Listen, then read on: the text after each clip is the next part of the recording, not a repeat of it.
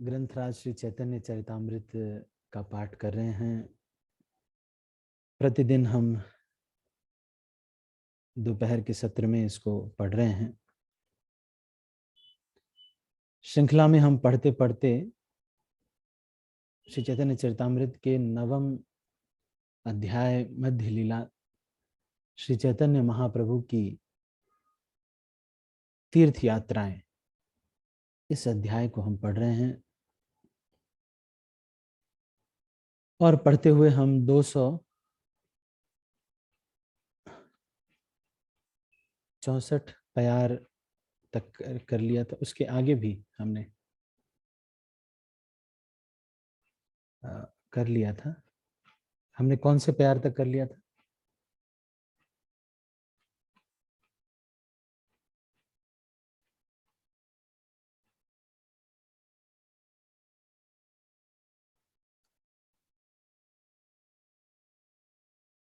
कोई मुझे स्मरण कराएंगे? 277। ठीक है, तो 277वें प्यार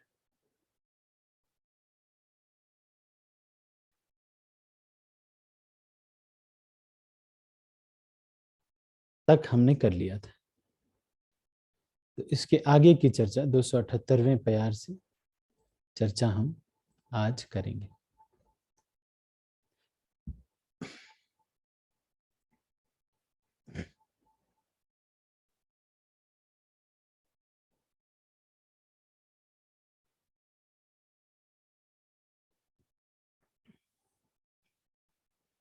हे मत तार घर गर्व चूर्ण करी, फल्गु तीर्थे तबे चली आइला गौर हरि। इस तरह श्री चैतन्य महाप्रभु ने तत्ववादियों के गर्व को चूर चूर कर दिया। तब वे फल्गु तीर्थ गए। माता शची के पुत्र श्री चैतन्य महाप्रभु तब त्रितकूप गए और वहां पर विशाला अर्चा विग्रह का दर्शन करने के बाद वे पंचाप्सरा नामक तीर्थ स्थान गए।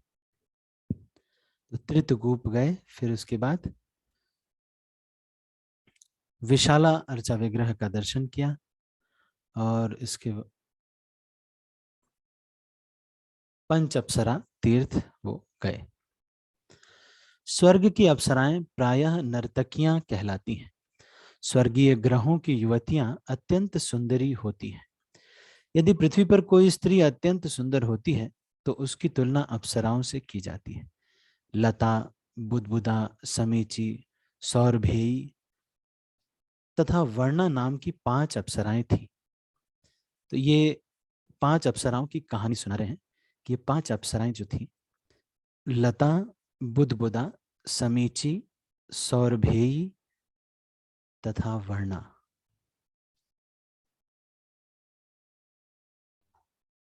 कहा जाता है कि अच्युत ऋषि की तपस्या भंग करने के लिए इंद्र ने इन 5 अप्सराओं को भेजा था। स्वर्ग के राजा इंद्र ऐसा करने का अभ्यस्त था। जब भी इंद्र किसी व्यक्ति को कठिन तपस्या करते देखता तो वह अपने पद के बारे में भयभीत हो जाता। इंद्र सदैव चिंतित रहता था कि यदि कोई व्यक्ति उससे अधिक शक्तिशाली हो जाएगा तो उसका वह उच्च पद छीन लिया जाएगा। अतः जब भी वह किसी ऋषि को तपस्या करते देखता तो वह उसे विचलित करने के लिए अप्सराएं भेज देता था। यहाँ तक कि विश्वामित्र जैसे महान ऋषि भी उसकी योजना के शिकार बन गए। जब ये 5 अप्सराएं अच्युत ऋषि का ध्यान भंग करने पहुंची तो ऋषि ने उन्हें दंड देकर श्राप दे दिया। फलस्वरूप वे अप्सराएं सरोवर में मगरमच्छ बन गई और वह सरोवर पंचाप्सरा कहलाने लगा।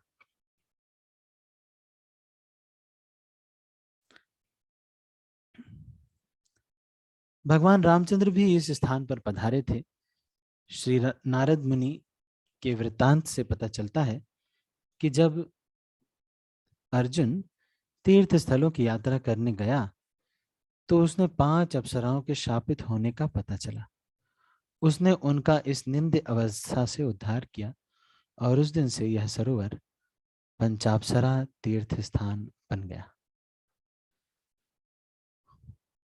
पंचाप्सरा की मुलाकात लेने के बाद श्री चैतन्य महाप्रभु गोकर्ण गए। वहां उन्होंने शिव जी का मंदिर देखा और फिर द्वैपायनी गए। तब सन्यासियों में सर्वश्रेष्ठ श्री चैतन्य महाप्रभु सुरपारक तीर्थ गए। गोकर्ण कर्नाटक राज्य में उत्तर कन्नड़ में स्थित है और करवर से लगभग 33 मील दक्षिण पूर्व में है। यह स्थान महाबलेश्वर शिव जी के मंदिर के लिए प्रसिद्ध है। इस मंदिर को देखने लाखों लोग आते हैं। सुरपारक बंबई से लगभग 26 मील उत्तर में है। महाराष्ट्र में बंबई के निकट थाना नामक जिला और सोपारा नामक स्थान है। सुरपारक का उल्लेख महाभारत शांति पर्व अध्याय 41 श्लोक 66-67 में हुआ है। सोपारा। इसके बाद श्री चैतन्य महाप्रभु कोल्हापुर गए नामक नगर गए। कोल्हापुर, जहां उन्होंने क्षीर भगवती के मंदिर में लक्ष्मी जी को, यहाँ लक्ष्मी जी, भृगु मुनि ने जब उनको लात मारी थी भगवान को, तो कोल्हापुर में लक्ष्मी जी आकर के तपस्या कर दी। लक्ष्मी जी बात बात पे तपस्या करने के लिए चली जाती हैं। आज सुबह भी हम पढ़ रहे थे कि वो तपस्या करने के लिए बोल रही थी कि मैं जा रही हूँ तपस्या करने। अरे नहीं, 100 साल तक तपस्या करूंगी, अरे 100 जन्मों तक, तब जाके आपका दर्शन होगा। रुक्मिणी विवाह, रुक्मिणी का लव लेटर हम सुबह पढ़ रहे थे, तो उसमें भी ये चर्चा हो रही थी। तो ये भी अभी यहाँ पर भगवान है। भगवान नाराज हो जाती है, पत्नी जब नाराज हो जाती है तो ये एक आनंद है जो कि भगवान लेते हैं, अपनी नाराज पत्नी को मनाना। ये भगवान का एक आनंद है। तो इसी क्रम में ये हमारे हिज होलीनेस राधा गोविंद महाराज जी कहते हैं कि गृहस्थ आश्रम में 2 सुख तो है। कौन कौन सा 2 सुख? एक है जो छोटे बच्चे हैं तोतली भाषा में बोलते हैं, उनकी बोली को सुनना, और दूसरा नाराज, अगर पत्नी नाराज हो जाए तो उनको मनाना। ऐसे ही ये कहते हैं। तो यहाँ पर क्षीर भगवती के मंदिर में लक्ष्मी जी को दर्शन किया भगवान ने, और चोर पार्वती नामक अन्य मंदिर में, चोर पार्वती नामक अन्य मंदिर में लांग गणेश के दर्शन किए।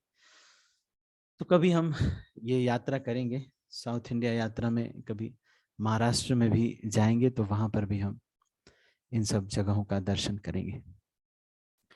कोल्हापुर पहले के बंबई प्रदेश कहलाने वाला और वर्तमान महाराष्ट्र प्रदेश का एक नगर है।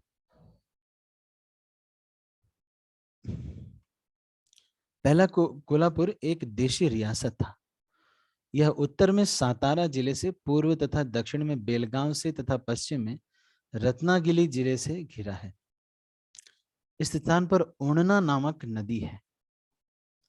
बंबई गजट से पता चलता है कि यहाँ लगभग 250 मंदिर थे, जिनमें से यह अत्यधिक प्रसिद्ध है। ये अलग अलग मंदिर जो कि बंबई गजट में बताए गए हैं, जो कि बंबई में हैं, इनके बारे में 250 मंदिर हैं। अंबाबाई या महालक्ष्मी मंदिर, विठोबा मंदिर, टेम्बलाई मंदिर, महाकाली मंदिर, फिरांगी या फिर प्रत्यंगिरा मंदिर और यालाम्बा मंदिर। वहां से श्री चैतन्य महाप्रभु पांडरपुर गए। तो चैतन्य महाप्रभु पंढरपुर भी गए थे, इसलिए हम लोग भी पंढरपुर जाते हैं। तो जो भक्त पूना इत्यादि रहे हैं वो लोग खूब गए होंगे। हमारे सारे कैंप पंढरपुर में ही होते थे। देहू, आलंदी, पंढरपुर बार बार जाया करते थे, जहां उन्होंने प्रसन्नता पूर्वक विठल रुक ठाकुर का मंदिर देखा। पांढरपुर शहर भीमा नदी के तट पर स्थित है। कहा जाता है कि जब श्री चैतन्य महाप्रभु पांढरपुर गए तब उन्होंने तुकाराम को दीक्षा दी। तो तुकाराम महाराज अपने अभंग में लिखते हैं चैतन्याचा नाम दिया राम कृष्ण हरि, है ना? नहीं कि चैतन्य महाप्रभु ने मुझे नाम दिया है राम कृष्ण हरि, मुझे दीक्षा दी है चैतन्य महाप्रभु ने। स्वप्न में आकर के उन्होंने दीक्षा दी और इस तरह तुकाराम उनके शिष्य बने। संत तुकाराम जो है चैतन्य महाप्रभु के शिष्य हैं। श्री शिला प्रभुपाद अपने तात्पर्य में देखो लिख रहे हैं, महाप्रभु पंढरपुर गए थे। तुकाराम आचार्य महाराष्ट्र प्रांत में, तो इसके ऊपर एक मूवी भी है, अगर कोई देखना चाहते तो प्रभात फिल्म कंपनी की ब्लैक एंड व्हाइट एक मूवी है। जो कलर आ गई आजकल, कलर भी आ गई लेकिन वो तो ठीक से नहीं दिखाते, पर जो ब्लैक एंड व्हाइट है वो बहुत अच्छे से उसमें दिखाया गया है। तुकाराम आचार्य महाराष्ट्र प्रांत में अत्यंत प्रसिद्ध हुए और उन्होंने सारे प्रांत में संकीर्तन आंदोलन का प्रसार किया। आज भी तुकाराम की कीर्तन टोली मुंबई में और सारे महाराष्ट्र राज्य में अत्यंत लोकप्रिय है। इनकी लिखी पुस्तक अभंग है, तो ये लगभग 1 लाख अभंग तुकाराम महाराज ने लिखे। 1 लाख अभंग। कुछ लोग तो ये भी कहते हैं कि संत तुकाराम पिछले जन्म के प्रहलाद महाराज हैं।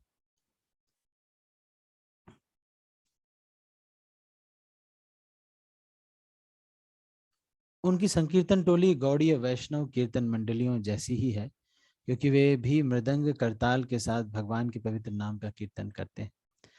इस श्लोक में उल्लेखित विठल देव 2 भुजाओं वाले विष्णु के रूप हैं और वे नारायण हैं। तो भगवान विठल कौन है? ये नारायण है। श्री चैतन्य महाप्रभु सदा की तरह कई प्रकार से नृत्य और कीर्तन करने लगे और एक ब्राह्मण उन्हें भावावेश में देखकर अत्यंत प्रसन्न हुआ। उसने महाप्रभु को अपने घर पर भोजन करने के लिए भी आमंत्रित किया। इस ब्राह्मण ने अतीव सम्मान सहित तथा प्रेम पूर्वक श्री चैतन्य महाप्रभु को भोजन कराया। तो ये कभी कभी ही ऐसा होता था कि भोजन मिलता था, अक्सर कोई बुलाता नहीं था। तो महाप्रभु 2 दिन 3 दिन तक भूखे ही रहते थे। भोजन करने के बाद महाप्रभु को शुभ समाचार मिला। क्या मिला?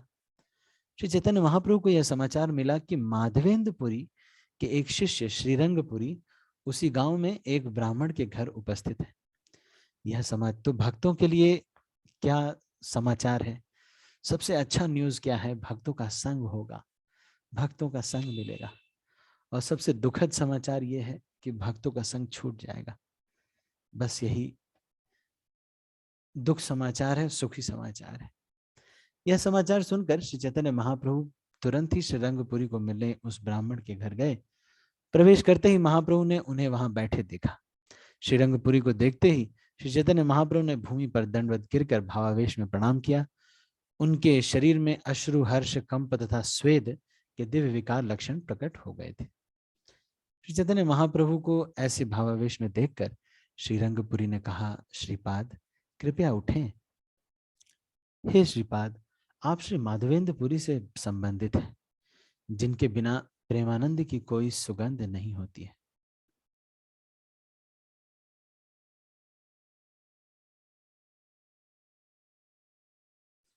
श्रील भक्ति सिद्धांत सरस्वती ठाकुर लिखते हैं कि मध्वाचार्य से लेकर पूज्यपाद श्रीपाद लक्ष्मीपति तीर्थ तक की गुरु शिष्य परंपरा में केवल भगवान कृष्ण की ही पूजा होती थी। तो यहां तक मध्वाचार्य से लक्ष्मीपति तीर्थ, ये कृष्ण पूजा ही थी। जब श्रील माधवेंद्रपुरी के बाद राधा तथा कृष्ण दोनों की पूजा की स्थापना की गई। ये माधवेंद्रपुरी के समय से राधा कृष्ण की पूजा हमारे संप्रदाय में आई। इससे पहले केवल कृष्ण की ही पूजा थी। इसीलिए श्री माधवेंद्रपुरी को प्रेम पूर्ण पूजा का मूल माना जाता है। जो माधवेंद्रपुरी की गुरु शिष्य परंपरा में नहीं है, उसमें प्रेम लक्षण उत्पन्न होने की संभावना नहीं होती। इस प्रसंग में गोसाई शब्द महत्वपूर्ण है। जो गुरु पूर्ण रूपेण भगवान के प्रति समर्पित है और जिसके पास भगवान की सेवा के अतिरिक्त अन्य कोई कार्य नहीं होता, वह सर्वोत्तम परमहंस कहलाता है।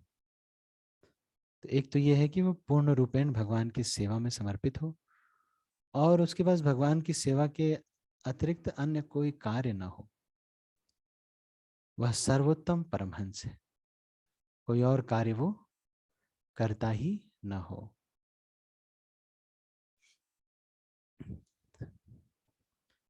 और यहाँ पे कह रहे हैं कि माधवेंद्रपुरी की गुरु शिष्य परंपरा में ही प्रेम लक्षण की संभावना होती है। ये प्रेम लक्षण की संभावना बाकी कहीं पर नहीं होती। परमहंस को इंद्रिय तृप्ति से कोई सरोकार नहीं होता, वह तो भगवान की इंद्रिय दृष्टि में ही रुचि लेता है। इस तरह जिस व्यक्ति का इंद्रियों पर नियंत्रण होता है वह गोस्वामी कहलाता है। इंद्रियों को तब तक नियंत्रित नहीं किया जा सकता इंद्रिय जब तक कोई भगवान की सेवा में नहीं लगाता। तो इंद्रियों को नियंत्रण करने का तरीका क्या है? उनको भगवान की सेवा में लगाना। अतः प्रामाणिक गुरु जो अपनी इंद्रियों पर पूरा नियंत्रण रखता है वह 24 घंटे भगवान की सेवा में लगा रहता है। तो इसीलिए वो गुरु है। क्यों? क्योंकि वो 24 घंटे केवल भगवान की सेवा करता है। ऐसा व्यक्ति ही गुरु बनने योग्य है। तो श्रील भक्ति सिद्धांत सरस्वती ठाकुर ये कहा करते थे कि अगर कोई व्यक्ति 23 घंटे 59 मिनट्स 59 सेकंड्स सेवा करता है लेकिन 1 सेकंड अगर सेवा नहीं कर सकता, तो मैं फिर ऐसा व्यक्ति मैं नहीं मानता गुरु, है ना। नहीं, इसका मतलब ये है कि जो 100% केवल और केवल कृष्ण की ही सेवा कर रहा है, ऐसा व्यक्ति ही गुरु बन सकता है, क्योंकि उसकी इंद्रियां हमेशा भगवान की सेवा में ही लगी रहती हैं।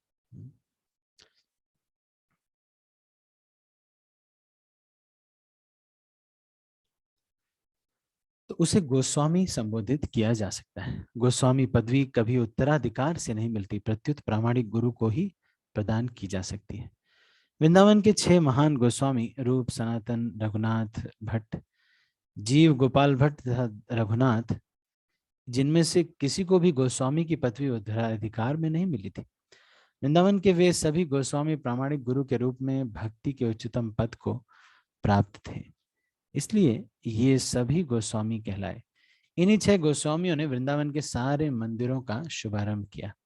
बाद में इन मंदिरों की पूजा का भार गोस्वामियों के कुछ गृहस्थ शिष्यों को सौंप दिया गया। तभी से गोस्वामी पदवी का वंशानुगत उपयोग किया जाने लगा। किंतु जो प्रामाणिक गुरु होता है और श्री चैतन्य महाप्रभु के संप्रदाय कृष्ण भावनामृत आंदोलन का प्रसार करता है और जिसका अपनी इंद्रियों पर पूर्ण नियंत्रण है, वही गोस्वामी कहला सकता है। इंद्रियों पर नियंत्रण है और क्या है? और इसका मतलब ये नहीं कि बस बैठा हुआ है, नहीं नहीं, वो कृष्ण भावनामृत का प्रसार करने में लगा हुआ है।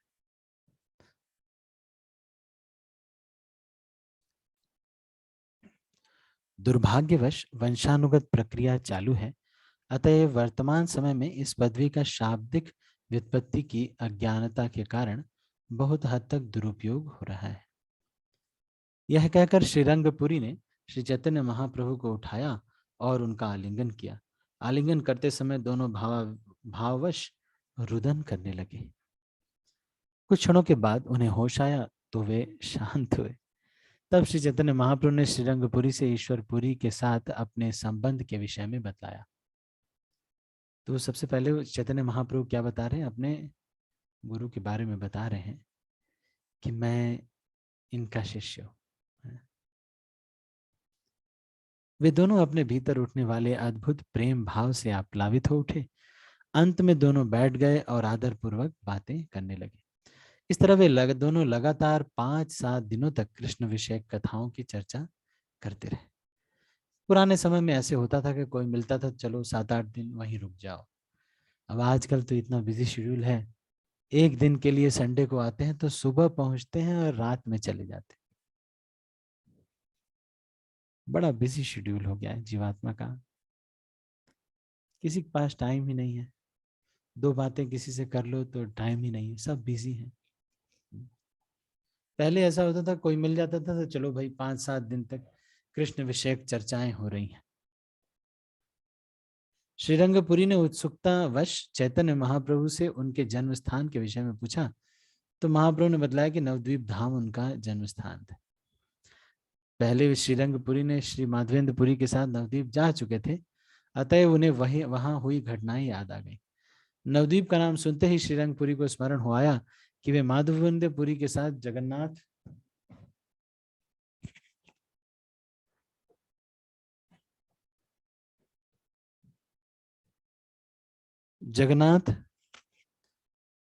मिश्र के घर गए थे, जहां उन्होंने दोपहर का भोजन भी किया था। तो ये जगन्नाथ मिश्र के घर पे, इससे पता चलता है कि पहले गृहस्थों के घर पे एक मतलब सन्यासी इतने सारे होते थे कि रेगुलर विजिट होता रहता था।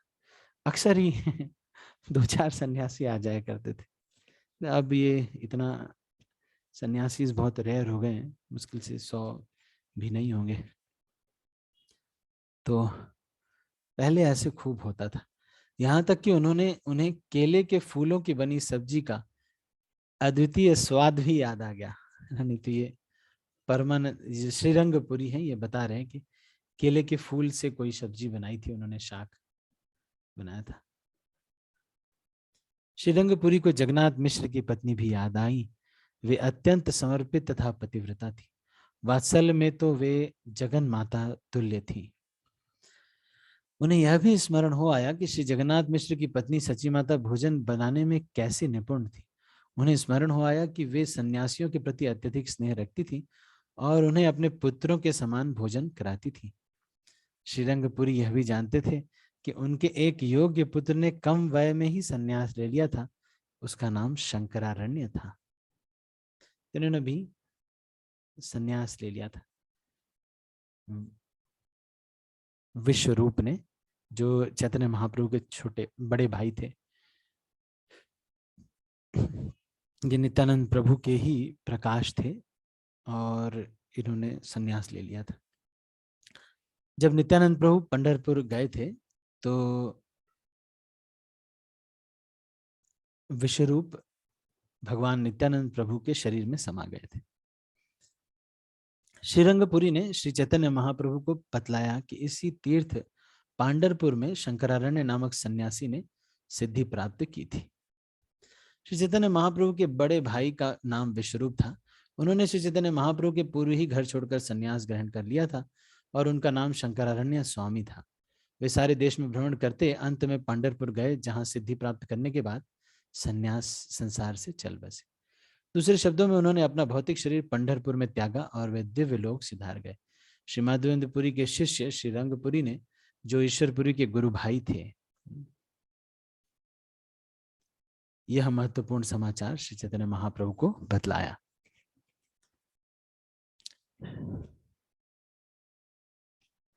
श्री चैतन्य महाप्रभु ने कहा, मेरे पूर्व आश्रम में शंकरारण्य मेरा भाई था। तो चैतन्य महाप्रभु ये नहीं कह रहे हैं कि अभी मेरा भाई है, क्योंकि अभी तो वो सन्यासी है। तो मैंने आपको एक बार ये घटना सुनाई थी कि एक बार हिज होलिनेस गोपाल कृष्ण महाराज के जो बेटे हैं, वो एक बार दिल्ली मंदिर में आए थे और मंदिर में आए थे। ये मोहन रूपा प्रभु ये कहानी सुनाते हैं कि दिल्ली मंदिर में आए थे तो मोहन रूपा प्रभु ने उनको टॉयलेट क्लीनिंग की सेवा दे दी थी। तो महाराज ने बाद में पूछा था कि अरे ये जो लड़का था, एक गोरा सा लड़का था, वो कहाँ गया? तो महाराज, तो मोहन रूपा प्रभु ने कहा कि हाँ महाराज, वो आया था, हम उसको सेवा दी थी उनको, तो वो सेवा कर दी थी उन्होंने, तो फिर प्रसाद लिया था, चले गए थे। तो महाराज ने कहा कि या ही वॉज माई चाइल्ड, माई सन।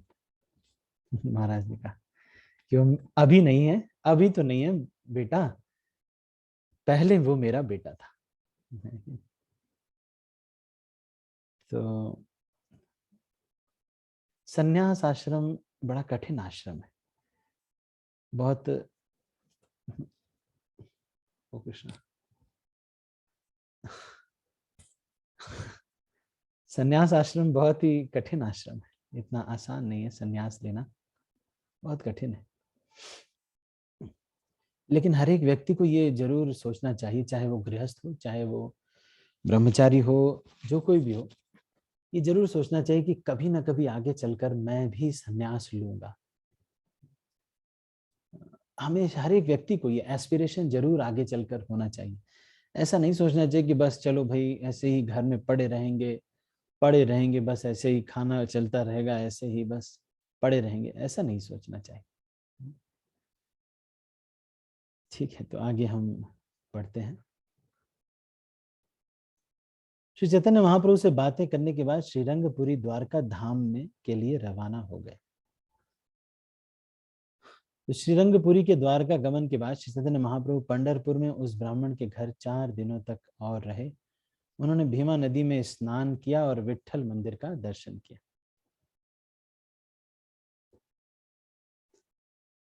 इसके बाद श्री चैतन्य महाप्रभु कृष्ण वेणवा नदी के किनारे गए, जहां उन्होंने अनेक तीर्थस्थल तथा विभिन्न देवों के मंदिर देखे। तो कृष्ण वेणा नदी पर गए वहां पर और तीर्थस्थल देखे। यह नदी कृष्णा नदी की एक शाखा है। कहा जाता है कि ठाकुर बिल्व मंगल इसी नदी के किनारे रहते थे। यह नदी कभी कभी वीणा, वेणी, सीना या भीमा भी कहलाती है। कृष्ण वेणवा नदी, इसी को जो है ये क्या है, बिलमंगल ठाकुर इसी नदी के किनारे रहते थे।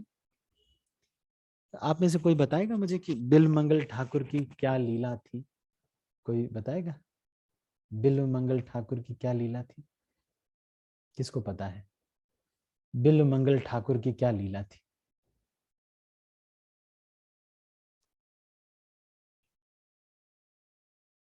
कोई भी नहीं जानते। बिलमंगल ठाकुर क्या लीलाएं थी इनकी? रामचंद्र देव प्रभु।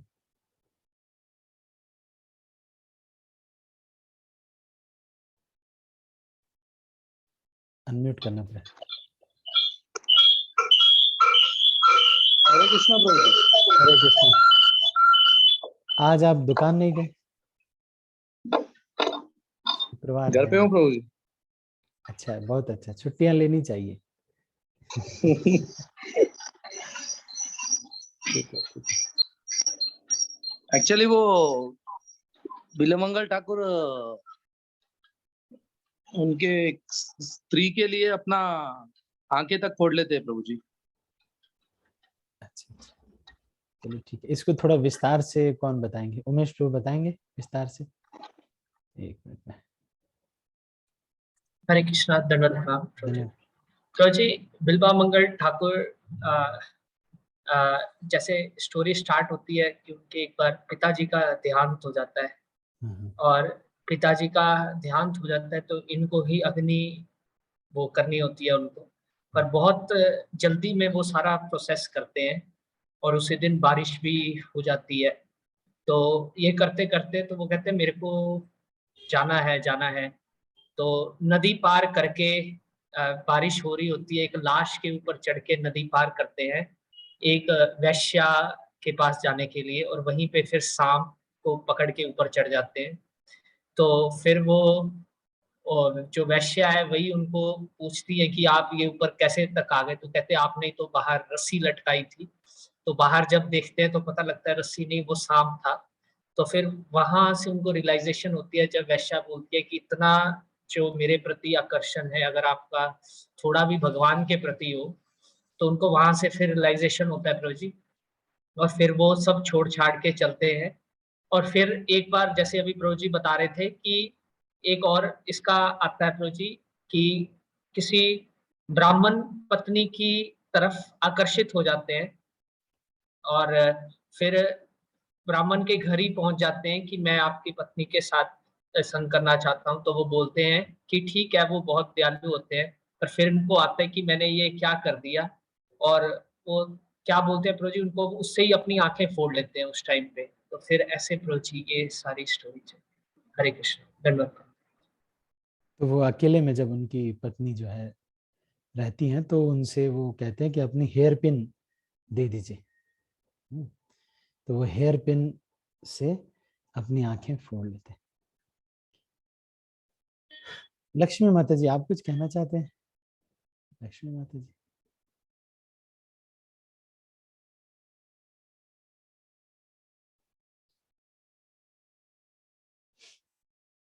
अच्छा, कुछ नहीं, ठीक है। ठीक है, तो इस तरह से बिलमंगल ठाकुर के बारे में थोड़ा बताया गया। बिलमंगल इसी नदी के किनारे रहते थे।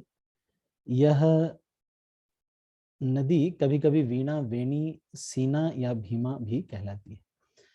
वहां के ब्राह्मण समाज में सभी शुद्ध भक्त थे जो नियमित रूप से बिलमंगल ठाकुर कृत कृष्ण कर्णामृत नामक ग्रंथ का अध्ययन करते हैं।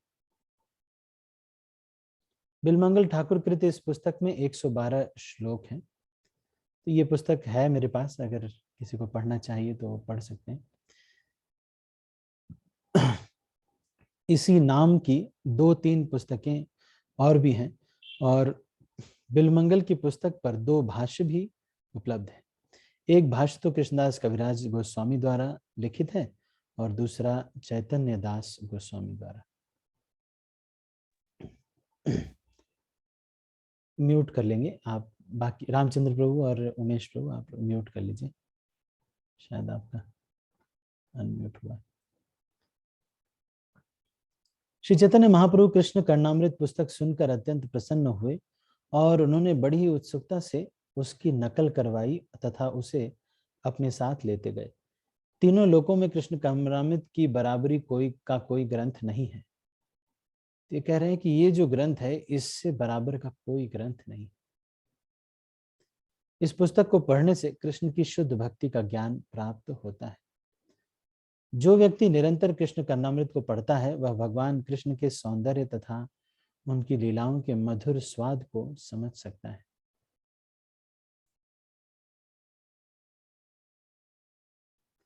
श्री चैतन्य महाप्रभु ब्रह्म संहिता तथा कृष्ण कर्णामृत नामक 2 पुस्तकों को अत्यंत मूल्यवान रत्न मानते थे। तो ये 2 पुस्तकों को बहुत ही मूल्यवान मानते थे चैतन्य महाप्रभु, ब्रह्म संहिता और कृष्ण कर्णामृत। अतएव अपनी वापसी यात्रा में वे इन्हें अपने साथ ले आए। इसके बाद श्री चैतन्य महाप्रभु तापी नदी के तट पर पहुंचे। वहां स्नान करने के बाद माहिष्मतीपुर गए।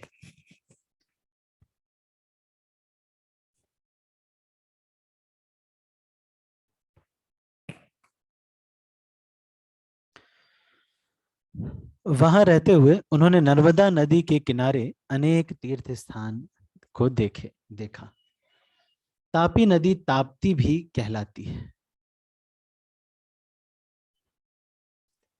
यह नदी मुल्ताई पर्वत से निकलती है और सौराष्ट्र से होकर पश्चिमी दिशा में बहती हुई अरब सागर में गिरती है। महाभारत में माहिष्मतीपुर का उल्लेख सहदेव की विजय यात्रा के प्रसंग में प्राप्त होता है। माहिष्मतीपुर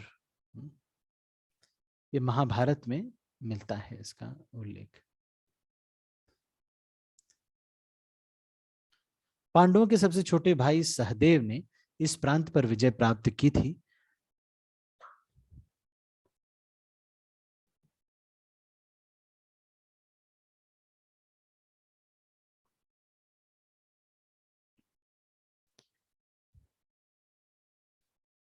ठीक है,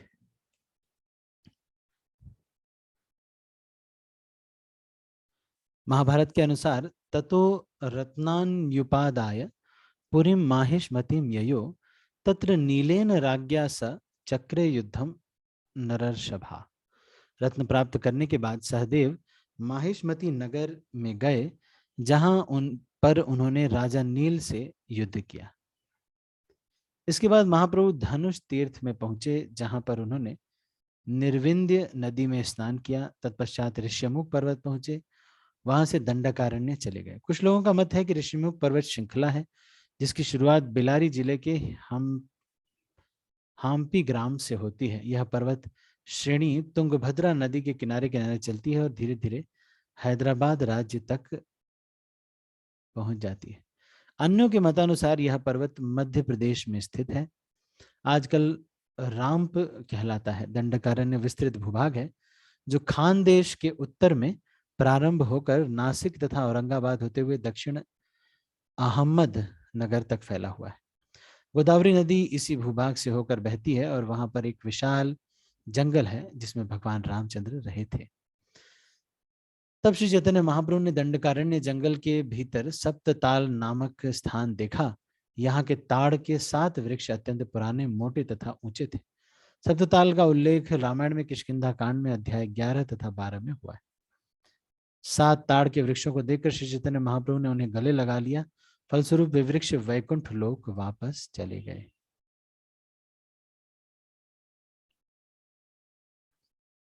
जब 7 ताड़ के वृक्ष वैकुंठ लोक चले गए तो वहां के सारे लोग चकित रह गए। तब वे कहने लगे, श्री चैतन्य महाप्रभु नामक ये सन्यासी अवश्य भगवान रामचंद्र के अवतार है। केवल भगवान रामचंद्र में सप्ततालों को वैकुंठ भेजने की शक्ति है। अंततः श्री चैतन्य महाप्रभु पंपा नामक सरोवर आए, जहां उन्होंने स्नान किया। इसके बाद वे पंचपटी गए, जहां उन्होंने विश्राम किया। पंपा सरोवर आए और यहाँ उन्होंने स्नान किया। उसके बाद पंचवटी गए, वहां पे उन्होंने विश्राम किया। कुछ लोगों के अनुसार तुंगभद्रा नदी का प्राचीन नाम पंपा था। अन्यों के अनुसार राज्य की राजधानी विजयनगर पंपा तीर्थ कहलाती थी। कुछ और लोग के अनुसार हैदराबाद की ओर आनागुंडी के निकट पंपा सरोवर है। यहाँ के से होकर तुंगभद्रा नदी भी बहती है। पंपा सरोवर के विषय में अनेक विभिन्न मत है। तत्पश्चात श्री चैतन्य महाप्रभु नासिक गए, जहां उन्होंने त्रयंबक का दर्शन किया। तब वे ब्रह्मगिरी गए और फिर गोदावरी के उद्गम स्थान कुशावर्त गए। कुशावर्त पश्चिमी घाट में सह्याद्री पर स्थित है। यह नासिक तीर्थ के पास है, किंतु कुछ लोगों के मतानुसार यह विंध्य घाटी में स्थित था। अन्य अनेक तीर्थों की मुलाकात लेने के बाद महाप्रभु सप्त गोदावरी गए। अंत में विद्यानगर लौट आए। इस तरह श्री चैतन्य महाप्रभु ने गोदावरी नदी के उद्गम से यात्रा करते हुए हैदराबाद रियासत के उत्तरी भाग को देखा। अंत में वे कलिंग राज्य लौट आए। जब रामानंद राय ने सुना कि श्री चैतन्य महाप्रभु आ गए हैं तो वे अत्यंत आनंदित हो उठे और तुरंत वे उन्हें मिलने गए। जब रामानंद राय ने श्री चैतन्य महाप्रभु के चरण कमलों का स्पर्श करते हुए दंडवत गिर पड़े तो महाप्रभु ने तुरंत उन्हें उठा लिया और उनका आलिंगन किया। वे दोनों भावाविष्ट होकर रोने लगे और इस तरह उनके मन शिथिल पड़ गए। कुछ समय के बाद दोनों को होश में आ गए और वे एक साथ बैठकर विभिन्न विषयों पर बातें करने लगे। श्री चैतन्य महाप्रभु ने रामानंद राय को तीर्थ स्थानों की यात्रा का सुंदर विवरण सुनाया और उन्हें बतलाया कि उन्होंने कृष्ण कर्णामृत तथा ब्रह्म संहिता नामक 2 ग्रंथ किस तरह प्राप्त किए। महाप्रभु ने दोनों पुस्तकें रामानंद राय को दे दी। महाप्रभु ने कहा, आपने मुझसे भक्ति के विषय में जो कुछ कहा है उसकी पुष्टि इन दोनों पुस्तकों से होती है। इन पुस्तकों को पाकर रामानंद राय अत्यंत हर्षित हुए। उन्होंने महाप्रभु के साथ मिलकर इनका रसास्वादन किया और दोनों की एक प्रतिलिपि तैयार कर ली। विद्यानगर गांव में श्री चैतन्य महाप्रभु ने आने की खबर फैल गई और सारे लोग एक बार फिर उनके दर्शन के लिए आए। यहाँ पर एकत्र लोगों को देखकर श्री रामानंद राय अपने घर चले आए। दोपहर में श्री चैतन्य महाप्रभु भोजन करने के लिए उठे। रामानंद राय रात्रि में फिर आए और वे तथा चैतन्य महाप्रभु दोनों कृष्ण विषयक कथाओं पर चर्चा करते रहे। उन्होंने इसी तरह रात बिताई। रामानंद राय तथा चैतन्य महाप्रभु रात दिन कृष्ण कथा की चर्चा करते रहते।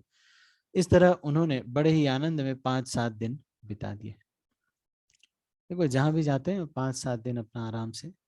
आजकल तो क्या होता है, फ्लाइट से जाओ, फ्लाइट से आओ, तुरंत लौटो। बहुत जल्दी हो गई आजकल। रामानंद राय ने कहा, हे प्रभु, आपकी अनुमति से मैं विनय पूर्वक राजा को एक पत्र लिख चुका हूं। राजा ने मुझे जगन्नाथपुरी लौट जाने का आदेश दे दिया है और मैं वापस जाने का प्रबंध कर रहा हूं। तब श्री चैतन्य महाप्रभु ने कहा, मैं केवल इसी कार्य के लिए यहाँ लौट कर आया हूँ। मैं आपको अपने साथ जगन्नाथपुरी ले जाना चाहता हूँ।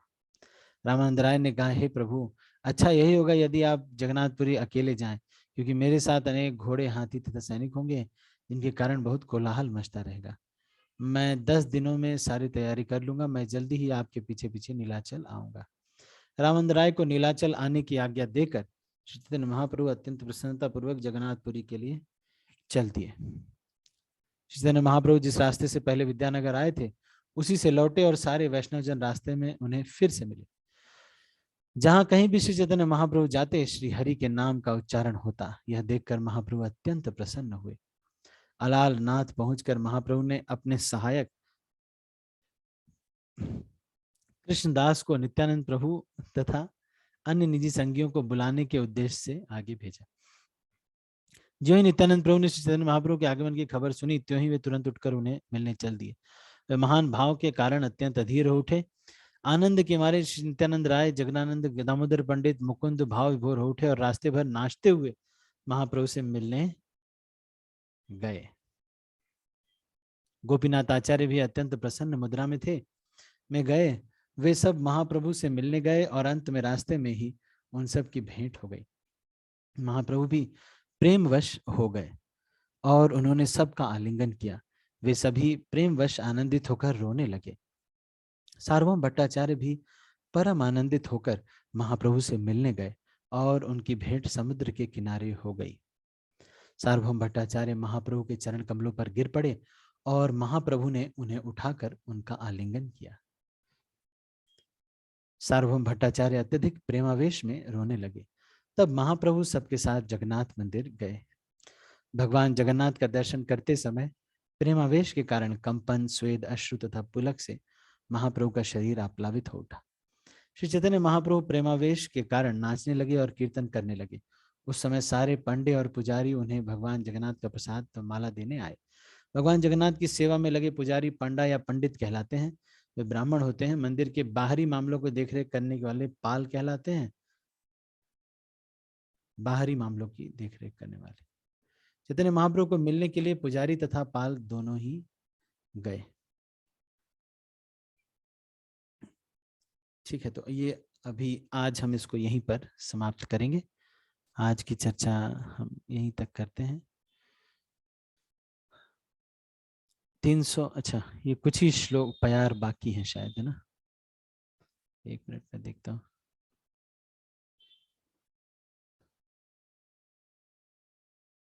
अच्छा 365 अभी है, प्यार है। चलो देखते हैं, थोड़ा सा इसको पूर्ण करने का प्रयास करते हैं, फिर कल इसका रिवीजन।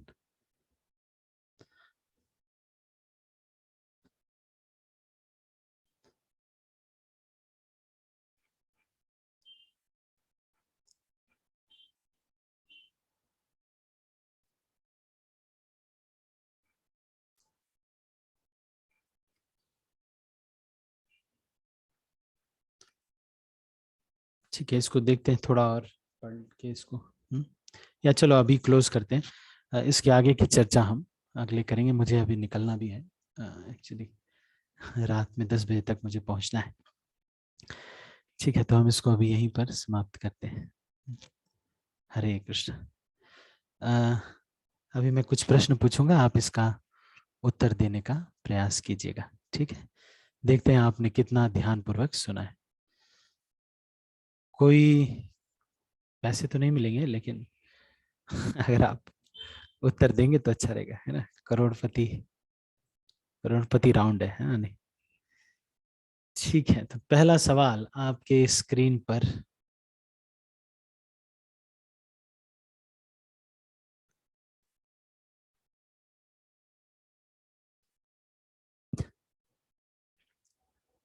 श्री चैतन्य महाप्रभु के बड़े भाई जो थे, उनका क्या सन्यास का नाम था? सन्यास का नाम क्या था? और उन्होंने कहाँ पर अपना शरीर छोड़ा और किस प्रकार उनका निर्वाण हुआ, मतलब प्रयाण हुआ इस धरती से? ये कोई बता सकते हैं?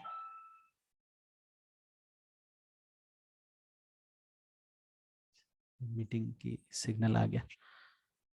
संधिनी राधा माता जी। हरे कृष्ण प्रणाम। चैतन्य महाप्रभु के भाई का जो लिखित नाम था शंकरण्य था, हाँ हाँ, तो पंढरपुर में अपना शरीर छोड़े हैं, उतना मैं पॉइंट्स लिखी बस। अच्छा ठीक है, ठीक है, ठीक है, कोई बात नहीं।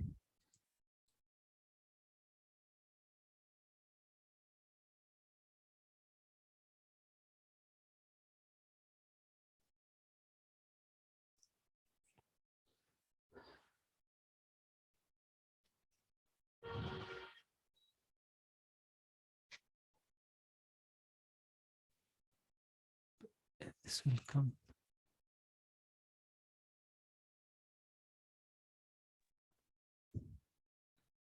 हरे कृष्णा, क्षमा कीजिएगा, ये थोड़ा नेटवर्क चला गया था मेरा।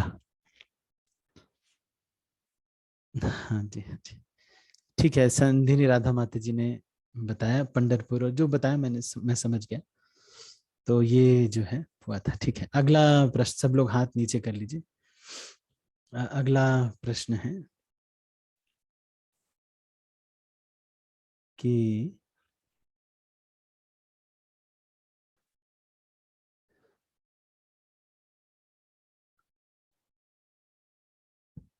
श्री चैतन्य महाप्रभु को अपनी साउथ इंडिया यात्रा में कौन सी 2 पुस्तकें मिली जिनको वो लेके आए थे?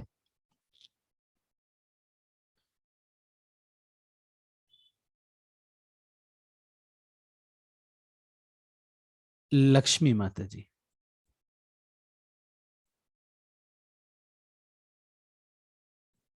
लक्ष्मी माता जी,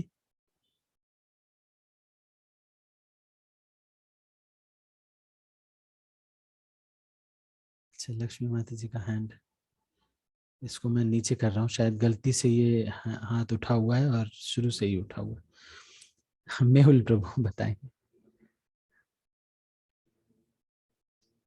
मेहुल प्रभु। कृष्ण प्रभु जी, दंडवत प्रणाम। दंडवत प्रणाम। हाँ जी प्रभु जी। पूरी आवाज आ रही है आपको? हाँ हाँ आ रही है, बताइए। प्रभु जी, कृष्ण कर्णामृत और ब्रह्म संहिता। कृष्ण कर्णामृत और ब्रह्म संहिता, हाँ ब्रह्म जी, संहिता। ये 2 पुस्तक महाप्रभु को मिली थी। ठीक है, हरे कृष्ण। हरे कृष्ण। ठीक है जी।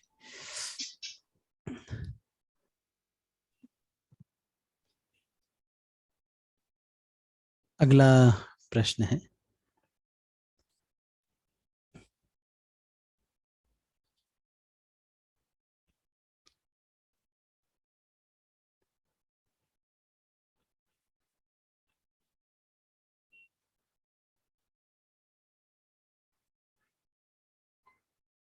रामानंद राय उनको कहां पर मिले, चैतन्य महाप्रभु को?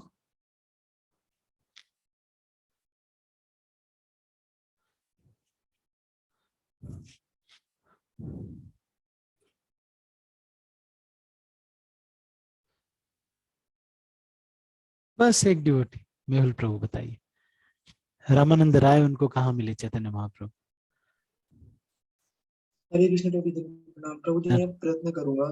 प्रभु जी, कलिंग राज्य जब चैतन्य महाप्रभु लौट रहे हाँ थे जी, उसके बाद विद्यानगर में, विद्यानगर में मिले थे। ठीक है, ये कठिन क्वेश्चन था सॉरी वैसे। प्रभु जी। वो कठिन सॉरी। क्वेश्चन था। ठीक है, ओके, ठीक है। अगला सवाल है, चैतन्य महाप्रभु ने किन वृक्षों का आलिंगन किया और वो वैकुंठ लोक चले गए?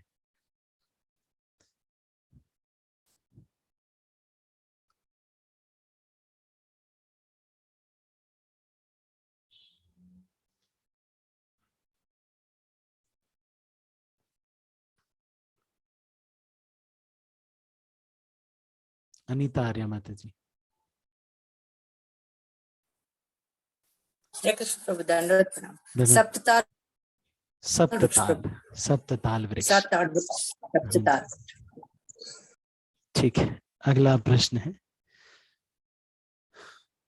महाभारत में सहदेव की विजय यात्रा में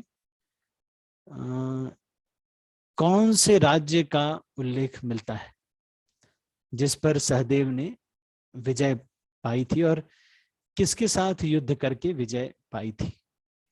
सहदेव ने। सबके हाथ पहले नीचे कर रहा हूं। हाँ, अब हाथ उठाइए। महाभारत में सहदेव ने किसके साथ युद्ध करके कौन से राज्य पर विजय, जिनकी विजय यात्रा में यह वर्णन मिलता है जो अभी हमने पढ़ा? बुक है मेहुल प्रभु, आपके पास बुक है? बुक नहीं है ना? ठीक है, चलो संधिनी राधा माता जी। हरे कृष्ण प्रभु जी, धन्यवाद प्रणाम। धन्यवाद प्रणाम। सौराष्ट्र क्षेत्र, सौराष्ट्र है प्रभु जी। उसमें विजय विजय यात्रा का महाभारत में महिष्मतीपुर का उल्लेख सहदेव की विजय यात्रा के प्रसंग में प्राप्त होता है, और ये सौराष्ट्र से होकर पश्चिम दिशा में मिलता है। और कौन से राज्य में है वो? कौन से राजा तापी कौन थे? नदी। राजा कौन से थे वो जिनसे युद्ध किया था? नील, राजा नील। हाँ, राजा नील से युद्ध किया था माहिष्मतीपुर में। ठीक है, बहुत अच्छा, थैंक यू माता जी। बुक लेके जो लोग बैठते हैं ना, जिन लोगों के पास बुक नहीं है वो मुझसे बुक ले सकते हैं। पीडीएफ मेरे पास है तो वो भी ले सकते हैं, या जैसे भी करके इंटरनेट पे अवेलेबल है पीडीएफ वगैरह, तो आप ले सकते हैं। तो श्री चैतन्य चरितामृत इसको पढ़ सकते हैं। ठीक है, तो अंतिम प्रश्न मैं एक पूछता हूँ, फिर इसके बाद अभी 4 बज गए हैं, तो एक और प्रश्न पूछते हैं।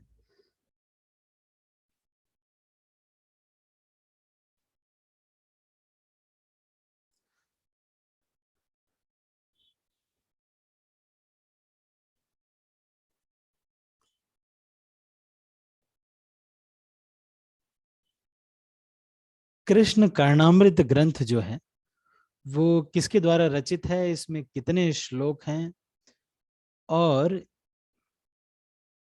इसके ऊपर किसने किसने भाष्य लिखा है, और इस ग्रंथ के बारे में क्या कहा जाता है कि ये तीनों लोकों में क्या है? ये बड़ा प्रश्न हो गया। आशा आर्या माता जी। हरे कृष्ण हरे कृष्ण। ये बिल्व मंगल कृत कृष्णा अमृत, जिसमें कि 112 श्लोकास हैं, और इस पर 2 भाष्य गोस्वामी और चैतन्य दास गोस्वामी ने बताया कि तीनों लोकों में। हाँ जी, हाँ जी, हरे ठीक है, मैं कृष्ण। समझ, ठीक है, समझ गया मैं। पर ये थोड़ा हमको पता क्लियरली बताने का होना चाहिए, आपका नेटवर्क भी थोड़ा वो था। ठीक है, मेहुल प्रभु इसको और अच्छे से बताएंगे? मेहुल प्रभु आप क्लियरली एक बार। हरे कृष्ण प्रभु जी, दिल प्रणाम। प्रभु जी मैं प्रयत्न करूंगा थोड़ा सा ये समझ पाए। प्रभु जी बिल मंगल ठाकुर ने इसका लिखा है, और इसमें कुल 112 श्लोक है, जिसका अध्ययन करने मात्र से तीनों लोक में कृष्ण कर्णामृत के समान कोई ग्रंथ नहीं है। और इसकी भाष्य ऋषि कृष्णदास कविराज दास गोस्वामी और चैतन्य दास ने 2 भाष्य लिखे हैं। बहुत अच्छा। 2 भाष्य। आपके पास बुक नहीं है ना मेहुल प्रभु? नहीं प्रभु जी, आपको सुन के लिखा है, अभी फटाफट आपने में नोट्स लिखा है। बनाए? ओहो, बहुत अच्छा, हाँ, वेरी गुड। जो लोग ऐसे पढ़ते हैं ना, समझ लो उनको सब शास्त्र याद होने वाले हैं कुछ ही दिन में। ये लिख करके जो पढ़ता है ना, मैंने भी जब पहले श्रीमद् भागवतम पढ़ी थी तो ऐसे ही पढ़ा था, लिखते थे कॉपियां। तब ये वाला सिस्टम भी नहीं था, खैर नोट्स वाला, नोट पैड और ऐसे वाला सिस्टम भी नहीं था, तो फिर यही सिस्टम था। नोट्स लिखते थे, बहुत सारा लिखते थे, जाने कितने तो नोट्स कॉपियां हैं। लोग कहते थे कि ये कॉपियां तो भगवत धाम चली ही जाएंगी, मैं जाऊं ना जाऊं। बहुत लिखते थे। ठीक है, एक और हमारे एक मित्र हैं, मेरठ के टेम्पल प्रेसिडेंट हैं, तो वो भी जो है जनरल मैनेजर है अभी, या वाइस प्रेसिडेंट है, वो भी ऐसे ही पढ़ा करते थे।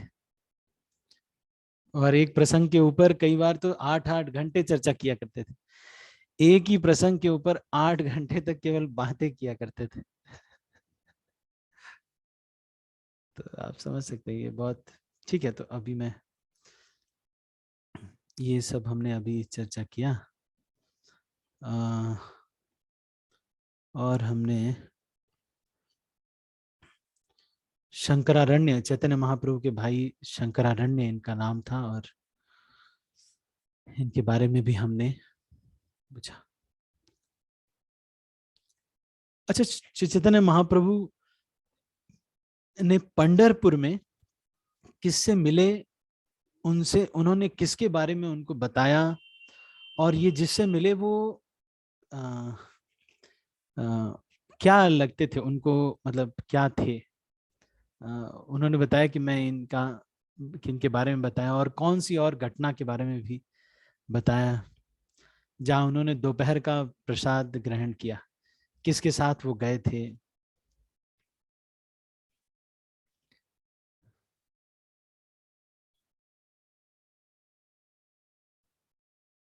इतना राधिका माता जी।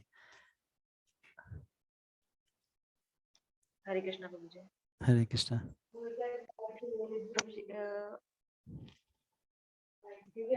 आई थिंक श्री रंगम प्रभु जी का बता रहे थे, बताया था। मैं लास्ट में सुना था ये।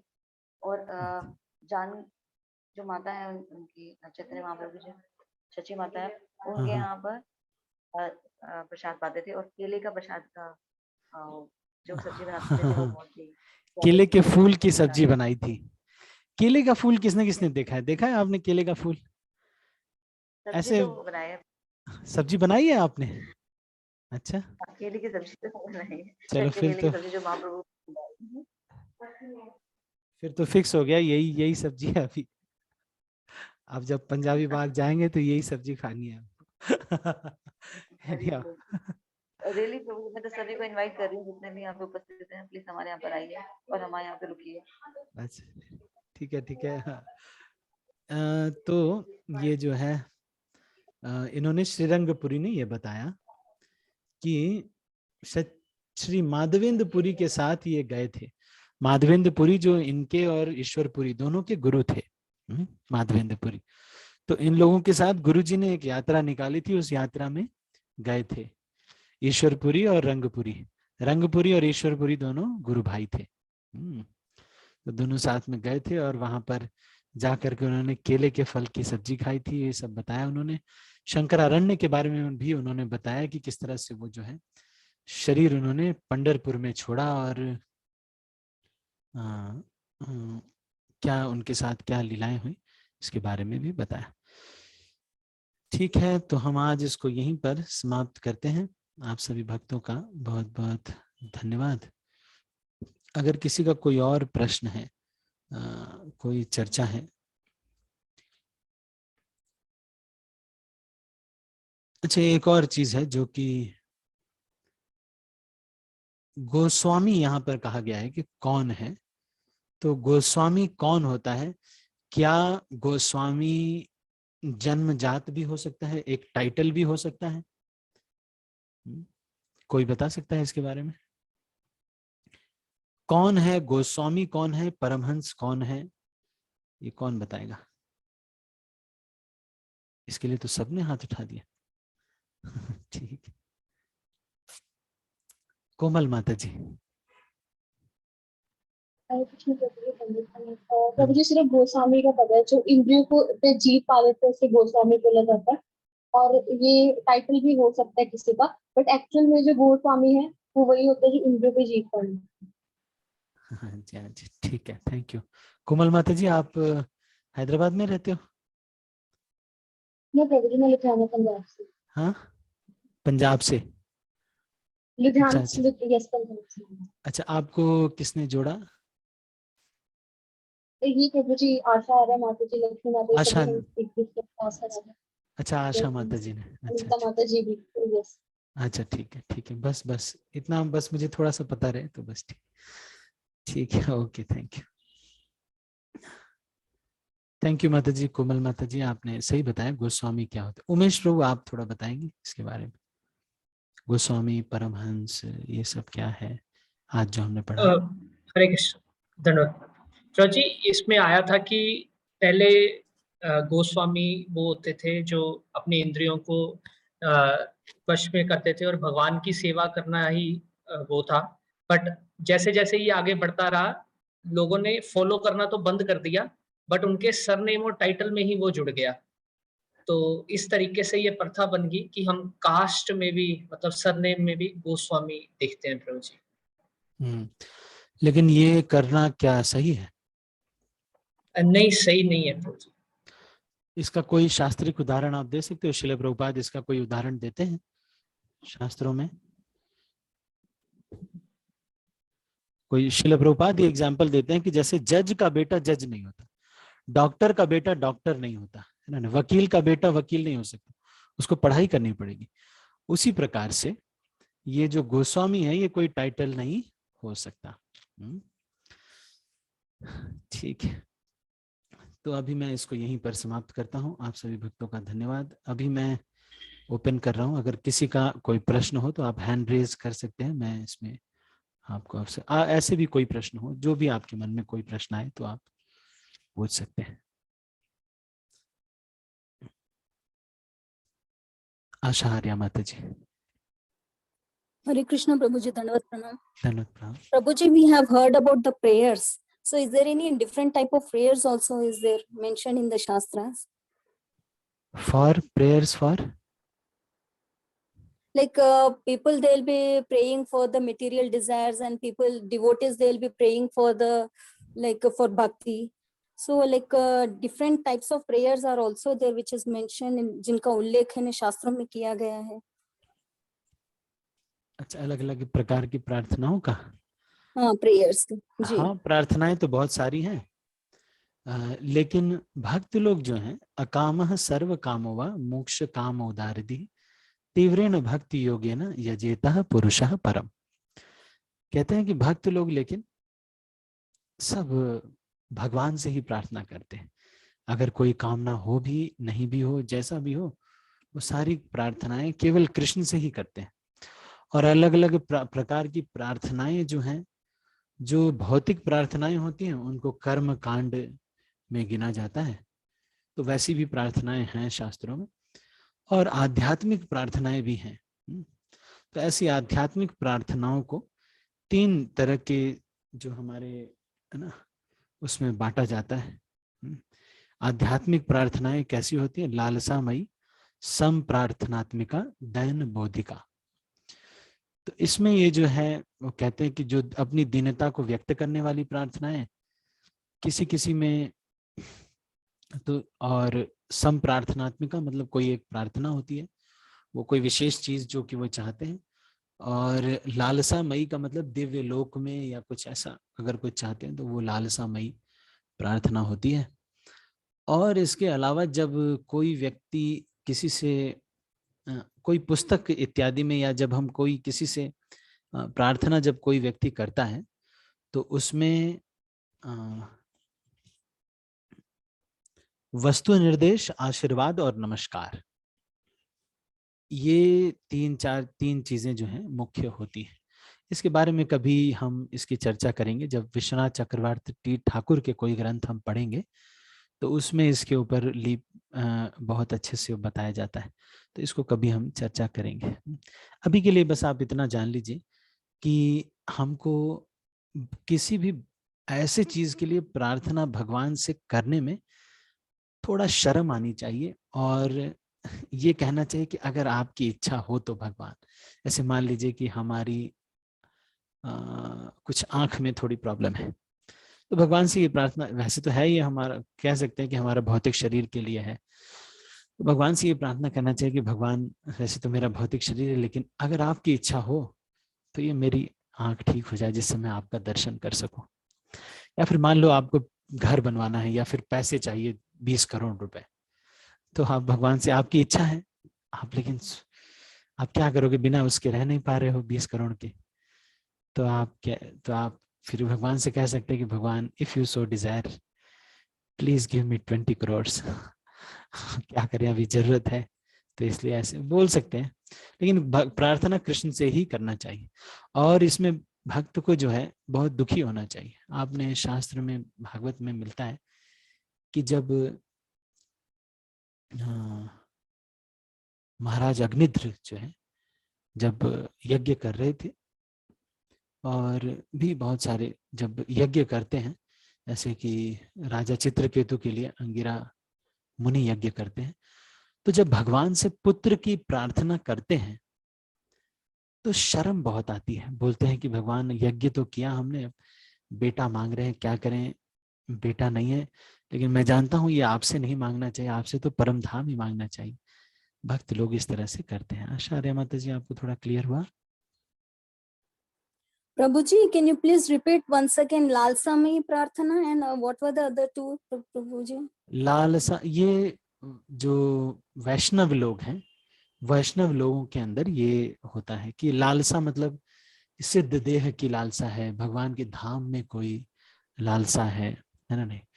और फिर प्रार्थना, संप्रार्थनात्मिका का मतलब हमारे कुछ अनर्थ हैं, इसको थोड़ा सा ये नहीं हो रहा है, देखो मैं चाहता तो हूँ कि भक्तों से मेरा अच्छा संबंध हो, लेकिन अच्छा संबंध हो नहीं पा रहा है भगवान।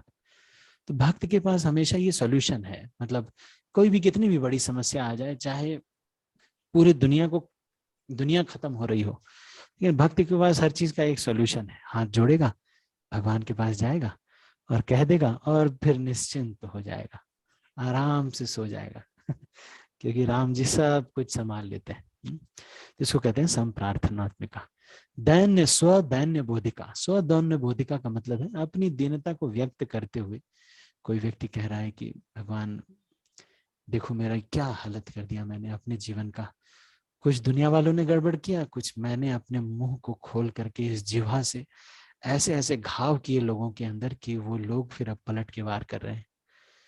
तो ये अपनी दीनता को व्यक्त करता है भक्त, है ना आचार्य माता जी? ठीक है, हरे कृष्ण प्रभुजी, थैंक यू सो मच प्रभुजी, दंडवत प्रणाम। धन्यवाद प्रणाम। उमेश प्रभु आपका कोई प्रश्न है? हरे कृष्ण, दंडवत प्रणाम प्रभुजी। आज जैसे आया था इसमें कि जो इंद्र हैं उनको अपनी पोजीशन की बड़ी टेंशन रहती है, जैसे कोई अच्छे से मेडिटेशन करता है। तो जी ये नहीं समझ आ रहा था कि जो अच्छे से ऑलरेडी मेडिटेशन कर रहा है वो इंद्र की पोजीशन क्यों पाना चाहेगा? मतलब जैसे वो तो हायर काम ऑलरेडी कर रहा है, मतलब मेडिटेशन कर रहा है भगवान को प्राप्त करने के लिए, तो इंद्र को इसका क्यों प्रॉब्लम होता है?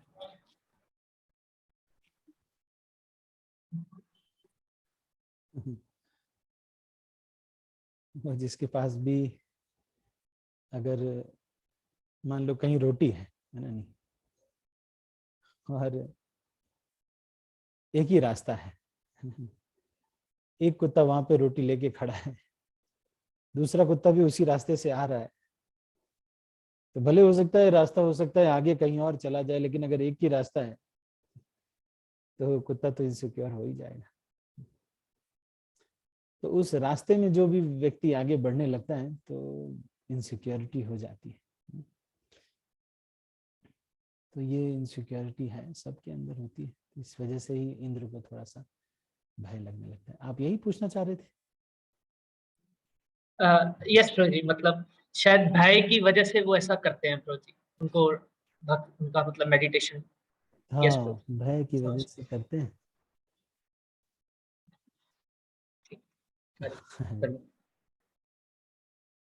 मेहुल प्रभु आपका कोई प्रश्न है?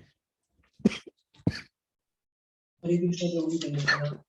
प्रभु जी, जो आपने अभी चैतन्य महाप्रभु का जो ये वाली यात्रा के बारे में बताया था, पांडरपुर जब गए थे वो, तो उन्होंने तो आपने बताया कि श्री रंगपुरी को स्मरण आ गया कि जब वो महादेवपुरी के साथ गए थे जगन्नाथ यात्रा में, तो उन्होंने किस प्रकार का भोजन किया था, उनको वो स्मरण आ चुका है इस यात्रा जब उन्होंने ये वाली बात सुनी।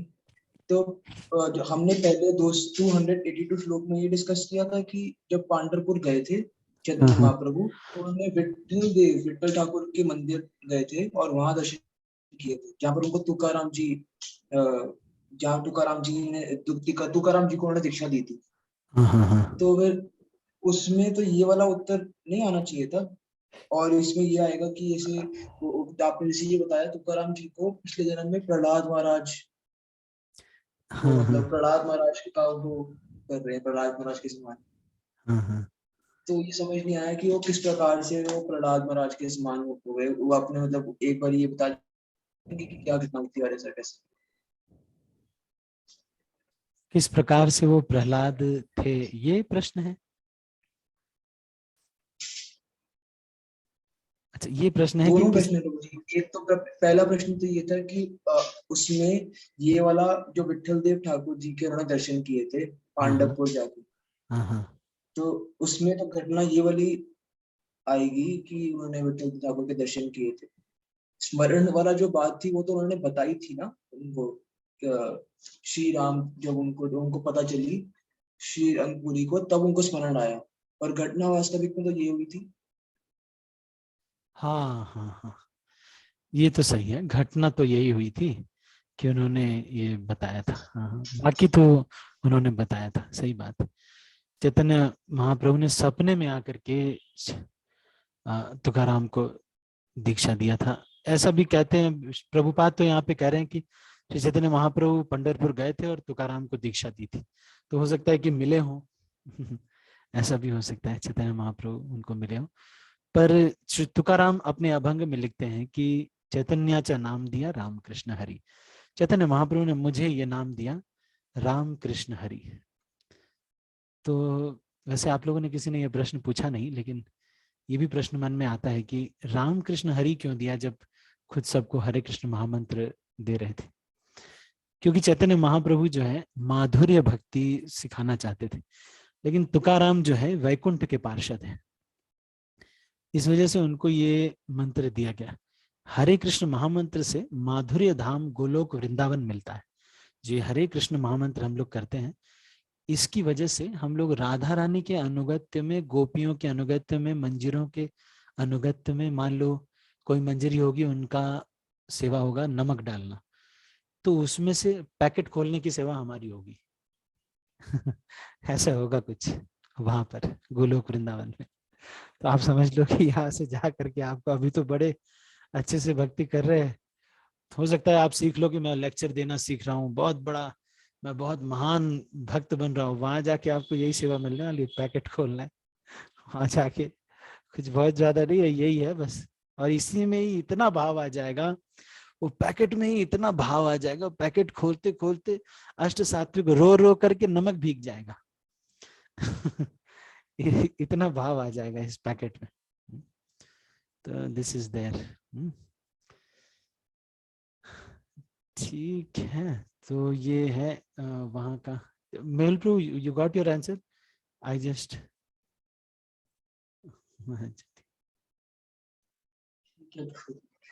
ठीक है। अगर नहीं क्लियर हो तो फिर से भी हैंड रेज कर सकते हैं, ऐसा नहीं, किसी को अगर कोई चीज नहीं क्लियर होती है तो। अच्छा, राधिका माता जी, आपने वो किया था, राधिका माता। हरे कृष्ण।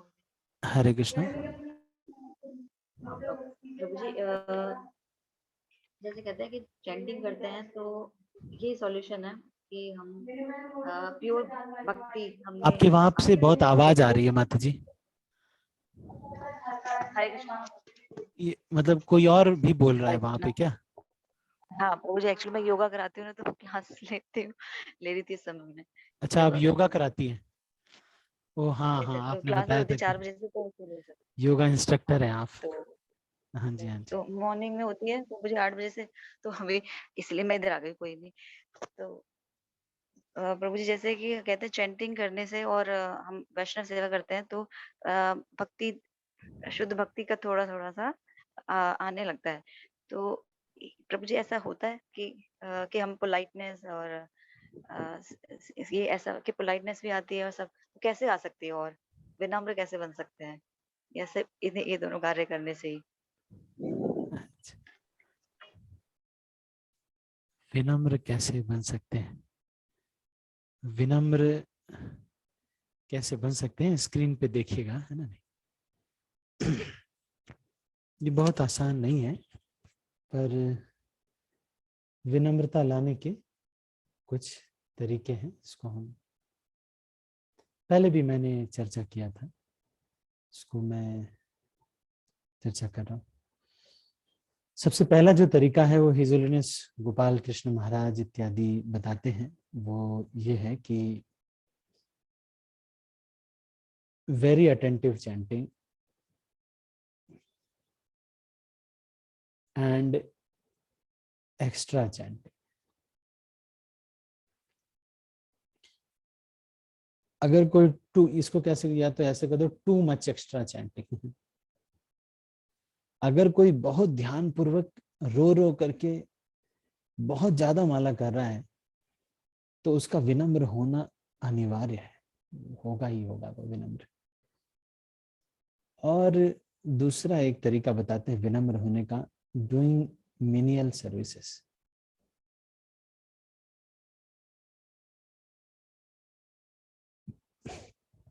ऐसी सेवाएं जो हमें पसंद नहीं है,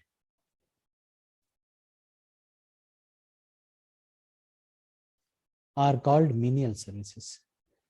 जैसे कि किसी को अगर पसंद नहीं है कोई सेवा, जो सेवा हमें पसंद नहीं होती वो सेवा खूब करने से हमारे अंदर विनम्रता आती है। या फिर जो सेवा दूसरे के लोगों के दृष्टि में बड़ी छोटी समझी जाती है, भैया ये तो है ना, तो ऐसी मिनियल, जैसे बर्तन घसना, तो ऐसी सेवाओं को खूब करने से हमारे अंदर विनम्रता आती है। और बताते हैं ये विनम्रता जो है वो आती है, श्रीमद् भागवत में इसका उल्लेख करते हैं कि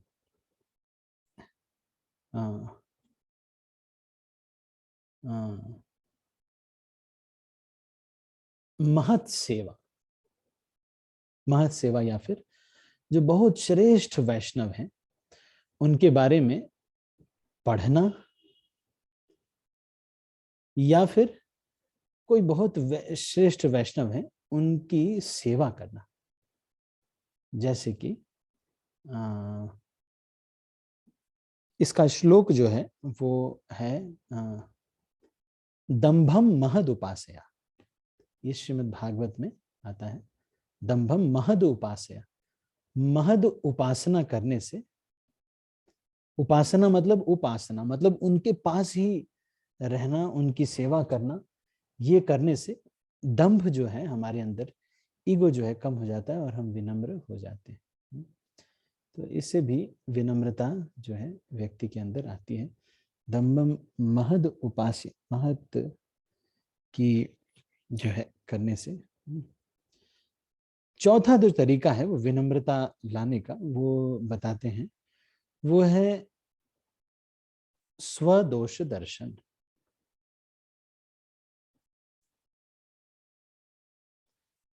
स्वदोष दर्शन, ये अपने अनर्थों की लिस्ट बना करके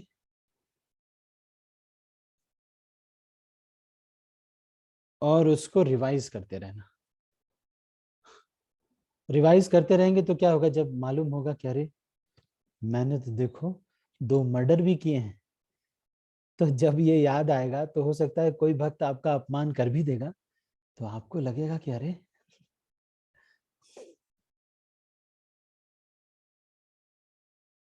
छोड़ो, चाहे जो भी हो, पर मेरे जैसे मर्डर करने वाले से तो ठीक ही हैं ये लोग।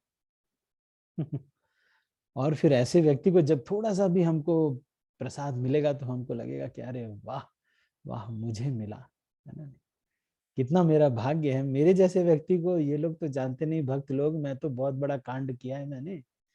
ये भक्त लोगों को क्या मालूम, भक्त लोगों को तो लग रहा है कि अरे प्रभु जी तो बड़े भक्त हैं, सुबह इतने जल्दी उठ जाते हैं, 2:45 का अलार्म लगाया है प्रभु जी ने, 3 बजे जप करने बैठ जाते हैं, 5 बजे तक 16 माला हो जाती है। देखो प्रभु जी की कितनी बढ़िया साधना है? और ऐसे सोच करके हम फूल के कुप्पा हो जाते हैं। लेकिन फिर स्वदोष दर्शन करने से हमारे अंदर विनम्रता आती है। तो अभी के लिए आप ये 4 चीजें करिए, इससे हमारे अंदर विनम्रता आएगी। अगर रो रो करके जप करेंगे ना रोज, एक हमारे एक भक्त हैं पार्थ प्राण ऐसे नाम है उनका, पहले उनका प्रभात नाम हुआ करता था, 3 घंटे 2.5 घंटे लगभग लगते हैं उनको जप करने में। वो बस ऐसे ही करेंगे जप, एक एक माला बिल्कुल हरे कृष्ण कृष्ण कृष्ण हरे हरे, हरे राम राम राम हरे हरे। फिर पांचवा जो तरीका है वो है स्टार्ट एक्टिंग हम्बली एटलीस्ट। इसका मतलब ये है कि कम से कम शुरुआत तो करो विनम्रता की। कुछ एक्शन विनम्रता, ह्यूमिलिटी का वास्तविक मतलब राधानाथ स्वामी महाराज बताते हैं, ह्यूमिलिटी का वास्तविक मतलब है इंटीग्रिटी। इंटीग्रिटी का मतलब है सच बात है जो कह दो, है बात तो सही है, देखो तुम बद्ध जीव हो तो सच नहीं है ये, क्या इसमें झूठ क्या बताना, हम बद्ध जीव हैं, इंटीग्रिटी रखो भाई, तुम्हारी वजह से कुछ नहीं हो रहा है। बहुत सारे लोग हैं, सब भक्त लोग प्रयास करते हैं, किसी एक भक्त ने सब सिखाया, तिलक लगाना सिखाया, सारा सिखाया, तो अब हम भक्त बन गए हैं, तो अब हम अपने को बहुत महान समझ रहे हैं, है कि नहीं। तो यहाँ पर ये थोड़ा स्टार्ट एक्टिंग हम्बली, इससे भी हमारे अंदर विनम्रता आती है। ये 5 तरीके मैंने आपको बताए विनम्रता लाने के। आप इसको स्नैपशॉट ले सकते हैं और इसको ग्रुप्स में भी डाल सकते हैं, अगर किसी को चाहिए तो ये ले सकते हैं, विनम्रता लाने के 5 तरीके।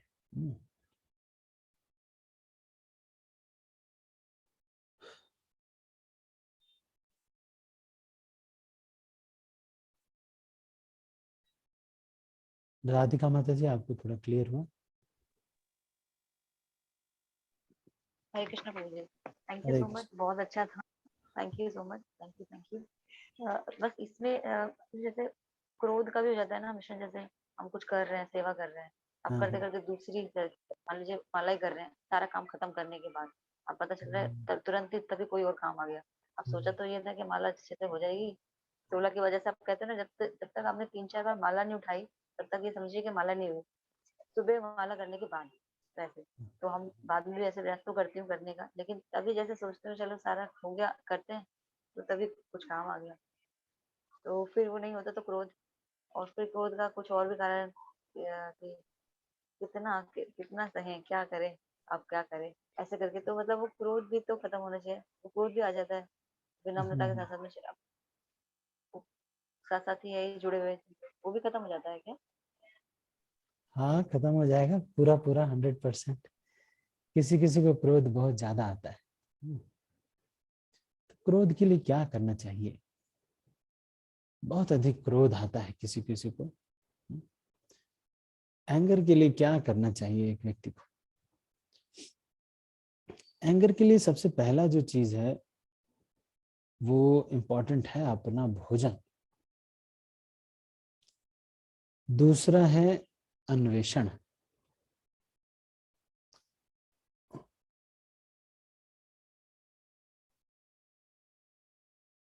मोह का अन्वेषण करना, और भोजन को नियंत्रित करना, और तीसरा है आश्रय में रहना। तो ये 3 चीज तरीके से हम एंगर को नियंत्रण करते हैं। क्या क्या तरीके हैं?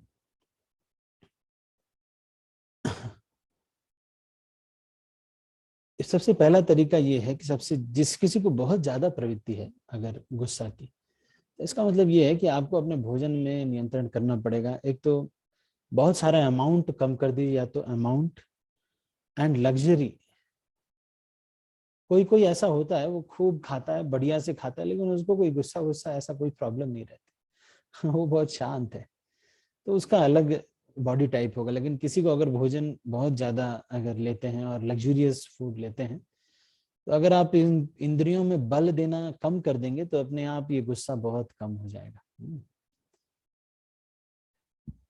दूसरा है जो इनके पापा हैं, एंगर के पिताजी, एंगर के बड़े भाई कौन है?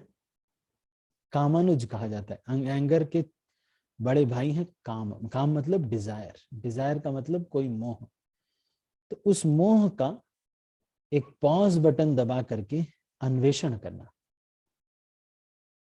मतलब पॉज, जब कोई गुस्सा आए, ठीक है अभी गुस्सा आया है ना, तो इसको थोड़ा रोका जाएगा 2-3 दिन के लिए, उसके बाद इसका रिप्लाई दिया जाएगा, है ना? नहीं, या फिर ठीक है अभी आधा घंटा, या फिर अभी ये ऐसे करके हम बोल दें अगर, तो कुछ अन्वेषण करने से, पॉज बटन दबा करके उसका अन्वेषण करने से हमारा क्रोध शांत हो सकता है। तीसरा तरीका है, अपने जो शिक्षा गुरु हैं, या उनको काउंसलर बोलते हैं, कई लोग उनको स्पिरिचुअल गाइड बोलते हैं, जो भी बोल लो उससे कोई मतलब नहीं है, बोलने का तो चाहे जो भी हो, पर है वही व्यक्ति। तो उनको जो है, शास्त्रों में ये वर्ड यूज करते हैं, बाकी वर्ड नहीं यूज करते हैं। तो आप अपने शिक्षा गुरु से इसको डिस्कस करना चाहिए। बहुत गुस्सा आ रहा है, मतलब सारी दुनिया में जो भी घटनाएं होती हैं, हमको ये कोशिश करना चाहिए कि सुनेंगे, हो सकता है सुन भी ले, हो सकता है बाई चांस सुन ले, और कोई कुछ कह दे, किसी से कुछ बातें हो जाएं, अकस्मात कुछ हो जाए, लेकिन करने से पहले पूछ लेंगे।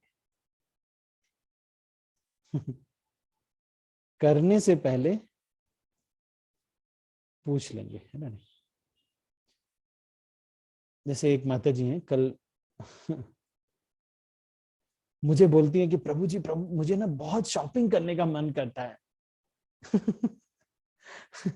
she is just एकदम परेशान है वो कि शॉपिंग बहुत मन करता है, और मैं सोचती हूँ कि सब कुछ बस खरीद डालूं बस। जानते हो ये कहाँ से आ रहा है? इनकी सैलरी इतनी ज्यादा है, इनकी 1.5 लाख रुपए सैलरी है, इनके हस्बैंड की भी ऐसे ही है, 1.5-2 लाख रुपए सैलरी है। अब पैसा बहुत ज्यादा हो गया है, तो सब कुछ सोचती है सब खरीद डाले। तो इन्होंने सारा राशन भी अमेजन फ्रेश से मंगाती है, अमेजन की प्राइम मेंबर है, सब कुछ अमेजन से मंगाती है। हर चीज बहुत रेयर, बस सब्जी छोड़ करके बाकी सब कुछ जो है अमेजन से मंगाती है। तो मैंने कहा कि इसको थोड़ा सा पॉज बटन दबाना है, और क्या करना है, ऐड टू कार्ट करके छोड़ देना है 7 दिन के लिए। कार्ट में ऐड करके छोड़ देना, खरीदना नहीं। बस कुछ दिन बाद देखेंगे आपको लगेगा कि इसकी जरूरत नहीं थी। इसी प्रकार से अपने जो गुरु हैं उनसे डिस्कस कर लेना चाहिए। कोई भी चीज खरीदने से, या मान लो 1000 रुपए के ऊपर की कोई चीज है, मॉनेटरी ट्रांजैक्शन है, तो जरूर पूछ लेना चाहिए। 1000-2000 के ऊपर की है तो जरूर पूछ लेना चाहिए, या किसी प्रभु जी को दे रहे हैं, माता जी को दे रहे हैं, या फिर जो भी है, तो या कुछ परचेजिंग कर रहे हैं, तो जरूर हम इसको पूछ लेना चाहिए। अब बहुत बेसिक चीजें हैं तो नहीं, कपड़े वपड़े बहुत ज्यादा, लेकिन फिर भी कोशिश यही करनी चाहिए कि जो मॉनेटरी बड़े ट्रांजैक्शन है उसको पूछ लेना। तो ये 3 तरीके से हम अपने एंगर को नियंत्रित करते हैं। एक तो भोजन, आहार शुद्धो, सत्व शुद्धो, सत्व शुद्धो ध्रुवा स्मृति। तो ये श्लोक भी है इसके ऊपर, तो इससे हमें ये पता चलता है कि हमारे जो सॉल्यूशंस है वो शास्त्रों में श्लोकों के माध्यम से दिए गए हैं। ठीक है, तो अभी मैंने आपको एंगर के बारे में बताया। इन 3 तरीकों से अपने गुस्से को नियंत्रण करना चाहिए। आप इसका स्नैपशॉट ले सकते हैं और ग्रुप पे डाल सकते हैं।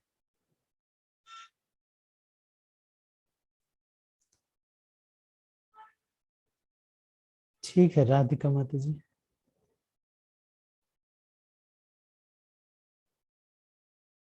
हरे कृष्णा राधिका माता। अच्छा ठीक है, तो अभी हम इसको यहीं पर क्लोज करते हैं। आप सभी भक्तों का बहुत, और कोई प्रश्न पूछना चाहता है कोई और?